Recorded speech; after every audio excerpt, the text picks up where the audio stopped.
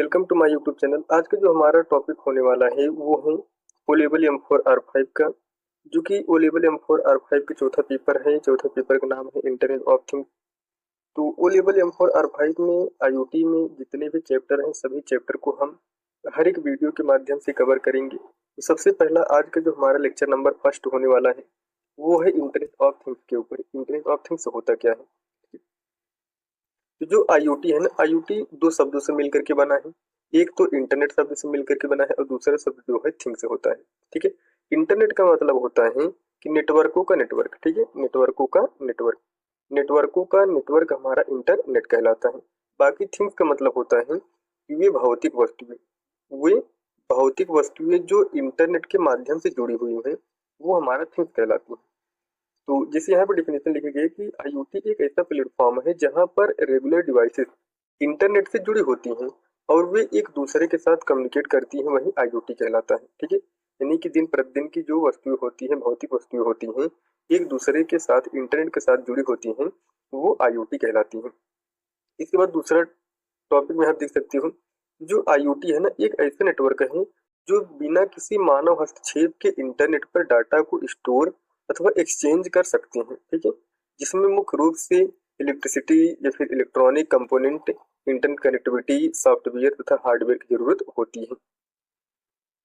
तीसरा पॉइंट है internet of things में जो थिंग्स है, थिंग्स का मतलब क्या होता है? थिंग्स का मतलब है कि दिन भर के जीवन में किसी भी चीज से है जिसे इंटरनेट के माध्यम से एक्सेस या फिर कनेक्ट किया जा सकता है, वही IoT कहलाती है, इंटरनेट ऑफ थिंग्स कहलाती है। IoT शब्द का जो विकास किए थे उस व्यक्ति का नाम है केविन अस्टन। केविन अस्टन को IoT के पिता या फिर जनक भी कहा जाता है।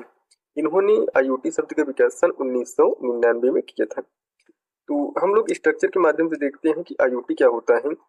तो यहाँ पे देख सकते हैं, जैसे मान लीजिए आपको स्मार्ट सिटी बनाना है तो इस सिटी के जितने भी भौतिक वस्तुएं हैं, सभी दिनचर्या की वस्तुएं हैं, सबको इंटरनेट के माध्यम से आप कनेक्ट कर दीजिए तो वो स्मार्ट सिटी बन जाएगा।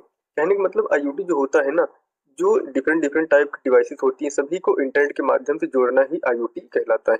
जैसे किसी व्यक्ति को इंटेलिजेंस बनाना है तो उसके माइंड में एक काम करिए कि आप लोग डिफरेंट डिफरेंट टाइप की वस्तुओं को ऐड कर दीजिए। स्मार्ट चैन बनाना है या फिर स्मार्ट मैन्युफैक्चरिंग करना है, हेल्थ केयर बनाना है, फिर स्मार्ट कार बनाना है, सब कुछ IoT के माध्यम से संभव हो सकता है।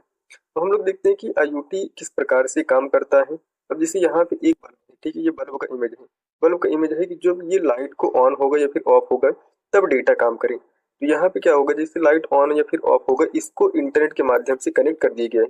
जब इंटरनेट के माध्यम से कनेक्ट कर दिया गया है तो बीच में एक यहाँ पे प्रोसेसिंग डिवाइस है, डेटा को प्रोसेस करके आपके कंप्यूटर तक डेटा को भेजने का काम करेगा। ठीक है, बाकी जो हमारा नेक्स्ट टॉपिक है वो है IoT की विशेषता की। IoT की विशेषता क्या होती है? सबसे पहली जो विशेषता है वो है कनेक्टिविटी। कनेक्टिविटी का मतलब होता है कि आपस में एक दूसरे के साथ जुड़ रहे हैं। IoT डिवाइस और उन कंपोनेंट जैसे सेंसर हो गए, कंप्यूट इंजन हो गए, डाटा हब्स आदि, ये एक दूसरे के साथ कनेक्ट रहती हैं, वही कनेक्टिविटी कहलाती है। IoT डिवाइस एक दूसरे रेडियो वेव्स, ब्लूटूथ, वाईफाई या फिर लाईफाई आदि के माध्यम से कनेक्ट हो सकती है।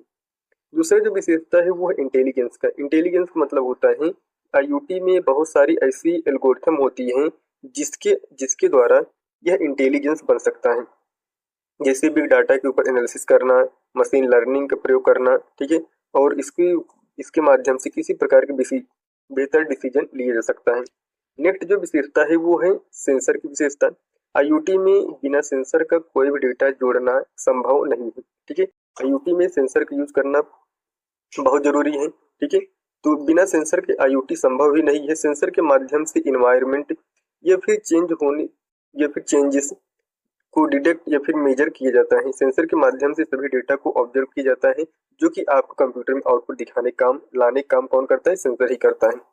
बाकी जो नेक्स्ट विशेषता है वो है डायनेमिक नेचर। डायनेमिक नेचर मतलब होता है कि जब नेचर बदलता रहता है तो वहां पर सेंसर काम करता है, कि हमको बताता है कि आपका नेचर जो है किस तरीके से बदल रहा है। अब जैसे मान लीजिए आपका शहर है, आपके शहर में कितना टेम्परेचर है, कितना टेम्परेचर नहीं है, ये सब कुछ सेंसर ही डिटेक्ट करके बताता है हमारे कंप्यूटर में। ठीक है, तो डायनेमिक नेचर का मतलब समझते हैं कि IoT एक विशेषता है जिसका इसका नेचर डायनेमिक होता है। डायनेमिक मतलब बदलते रहना, ठीक है, परिवर्तित होते रहना। IoT में डाटा को इस प्रकार कलेक्ट और कन्वर्ट किया जाता है जिससे कि बिजनेस डिसीजन लिए जा सके। डाटा को कलेक्ट और कन्वर्ट करने में IoT कंपोनेंट नेचर डायनेमिक होना चाहिए। ठीक है, यानी कि नेचर मतलब होता है बदलते रहना, किसी प्रकार चाहे बिजनेस हो या फिर कोई इन्वायरमेंट हो। ठीक है, तो डायनेमिक मतलब यही होता है बदलते रहना। ठीक है, नेक्स्ट जो विशेषता है वो है कम्युनिकेशन का। कम्युनिकेशन मतलब होता है कि एक दूसरे के साथ किस प्रकार से संवाद करें। ठीक है, जैसे मान लीजिए कोई ए डिवाइस है, कोई ए डिवाइस है, कोई बी डिवाइस है, ये डिवाइस दोनों आपस में किस किस तरीके से एक दूसरे के साथ बातचीत करते हैं, कम्युनिकेशन करते हैं, वही कम्युनिकेशन होती है। डिवाइस एक दूसरे की कम्युनिकेशन करने के लिए कनेक्ट होते, कम्युनिकेशन बड़ी दूरी या फिर छोटी दूरी का हो सकता है, जैसे वाईफाई आदि।